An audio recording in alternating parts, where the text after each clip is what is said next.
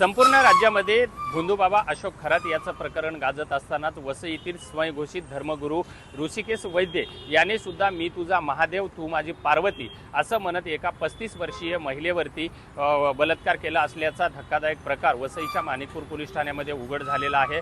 आपण बघू शकता हेच ते पोलीस स्टेशन आहे आणि या पोलीस स्टेशनमध्ये बुधवारी सायंकाळी हा जो गुन्हा आहे हा दाखल करण्यात आलेला आहे आणि हा गुन्हा आता पुण्याच्या हडपसर पोलीस ठाण्यामध्ये वर्ग करण्यात आलेला आहे।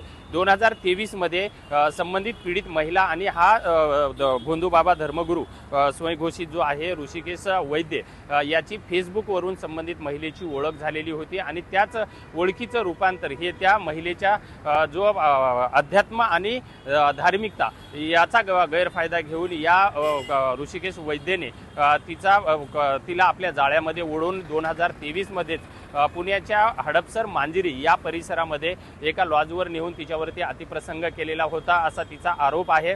आणि त्यानंतर मात्र पुन्हा त्याच ठिकाणी तिचे काही अश्लील चित्रपट काढून सुद्धा तिची वारंवार ब्लॅकमेलिंग केली आणि त्यानंतर पुन्हा तिला 2025 मध्ये वसईमध्ये बोलवून घेतलं आणि वसईतल्या हॉटेल एक्सप्रेस इन या हॉटेलमध्ये नेऊन सुद्धा तिच्यावरती अतिप्रसंग करण्याचा प्रयत्न केला असल्याचा संबंधित महिलेने तक्रारीमध्ये आरोप केलेला आहे।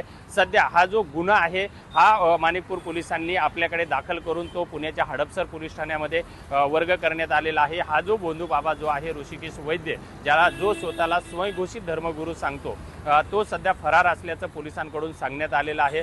मात्र या बलात्काराच्या गुन्ह्यामुळे वसई आणि पूर्ण परिसरामध्ये एक खळबळ माजलेली आहे। आता या घटनेमध्ये पुण्याचा हडपसर मांजिरी पोलीस स्टेशन आणि वसईचं माणिकपूर पोलीस स्टेशन कशा पद्धतीने तपास करतं आणि याचे पायाळेमुळे खोदून काढतं याकडे मात्र सर्वांचं लक्ष लागलं आहे।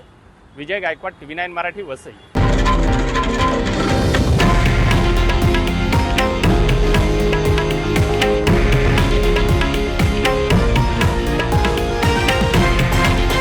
हे आहे देशातील नंबर 1 न्यूज नेटवर्क आणि आपण पाहत आहात TV9 मराठी, एकमेव।